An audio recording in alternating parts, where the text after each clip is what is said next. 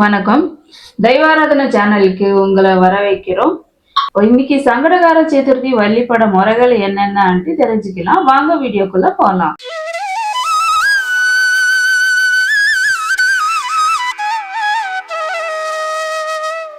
இன்னைக்கு இந்த சங்கடகர சதுர்த்தியை பத்தி நம்ம தெரிஞ்சுக்க போறோம். வணங்குவதற்கு எளியவராகவும் வாழ்வில் எல்லா வளங்களையும் தருபவராகவும் இருப்பவர் விநாயக பெருமான். விநாயகர் என்ற சொல்லுக்கு தனக்கு மேலே வேறொரு தலைவன் இல்லாதவன் என்ற பொருள். விநாயகரை எண்ணி வணங்கும் எல்லா நேரமும் விசேஷமானதுதான். இருந்தாலும் இந்த சதுர்த்தி நாள்ல வழிபடக்கூடிய சங்கடகர சதுர்த்திங்கிறது கணபதிக்கே உருவான ஒரு அருமையான விரதம். இப்ப இந்த விரதத்தை பத்தி தான் நாம தெரிஞ்சுக்க போறோம். இந்த சங்கடகர சதுர்த்தி எப்படி உருவாயிச்சு? இப்ப சதுர்த்தி என்பது சந்திரனின் இயக்கத்தை அடிப்படையாக கொண்ட கால கணிப்பு முறையில 15 நாட்களுக்கு ஒரு முறை வரக்கூடிய நாளை குறிக்கும். இந்த நாளை நாம திதின்ற பெயரால குறிக்கிறோம். இப்ப அமாவாசை நாள், பௌர்ணமி நாள், இதுல இருந்து வரக்கூடிய இதுக்கு அடுத்து வரக்கூடிய 4வது திதி சதுர்த்தின்னு சொல்றோம். அடுத்து சங்கஷ்டம் அப்படின்னா கஷ்டங்கள் சேருதல். அதாவது கஷ்டங்கள் மனித வாழ்வையில் சேருவதே சங்கஷ்டம் அப்படின்ற சொல்லால குறிப்பிச்சாங்க. இந்த சங்கஷ்டம் தான் பின்னால மருவி சங்கடமாக மாறிடுச்சு. இந்த சங்கடங்களை போக்குவதற்காக கடைபிடிக்கப்பட்டதுதான் இந்த சங்கடகர சதுர்த்தி. நமக்கு வரும் துன்பங்கள், கஷ்டங்கள், தடைகள் ஆகியவற்றை அழிப்பதற்காக ஏற்படுத்தப்பட்ட ஒரு சிறப்பான விரதம் இது. மனிதர்களுக்கு மட்டுமல்ல, தெய்வங்களுக்கும் தேவர்களுக்கும் கஷ்டங்கள் வரும்போது கூட விநாயக பெருமானை வணங்கி நலம் பெற்றிருக்காங்க.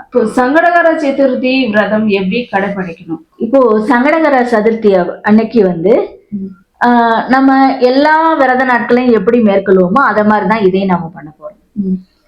காலையில எழுந்து குளித்து வீட்டை சுத்தம் பண்ணி பூஜை அறையை சுத்தம் பண்ணி விளக்கேற்றி வழிபடணும். அடுத்து அருகில் உள்ள ஆலயத்துக்கு சென்று அங்குள்ள விநாயக பெருமானை வணங்கி 11 முறை வலம் வரணும். அடுத்து விநாயக பெருமானுக்கு அருகம்புல் சாற்றி வழிபடுவது அன்றைய தினத்துல அவசியமான ஒன்று. அடுத்து நாவல் பழம், கொய்யா, பேரிக்காய், கொழுக்கட்டை, சுண்டல் இதெல்லாம் படைச்சு வழிபடலாம். அடுத்து மாலையில நீராடி விநாயக பெருமான சந்திர உதயத்தப்போ பார்த்து வணங்கணும். விநாயகருக்கு படைத்த பிரசாதத்தை மட்டும் அன்னைக்கு இரவு உணவா உட்கொள்றது சிறப்பா இருக்கும். இப்போ விரத நாள் அன்னைக்கு உபவாசம் இருக்க முடியாதவங்க அவங்க பால் பழம் சாப்பிட்டு அன்னைக்கு அந்த விரதத்தை மேற்கொள்ளலாம். சங்கடகர சதுர்த்தி அன்னைக்கு விநாயக பெருமானை ஆலயத்திற்கு சென்று வழிபடுதல் அப்படிங்கிறது ரொம்ப நல்ல பலனை கொடுக்கும். சங்கடகர சதுர்த்தி நாள்ல விரதம் இருக்கிறதுனால என்னென்ன பலன்கள் கிடைக்கும்? இந்த சங்கடகர சதுர்த்தியில விரதம் இருந்து பூஜை பண்றவங்க ஒரு வருடம் விரதம் இருந்ததுக்கான பலன்கள் அவங்களுக்கு கிடைக்கும். இப்ப குழந்தை இல்லாதவர்களுக்கு குழந்தை பாக்கியம் கிடைக்கும்.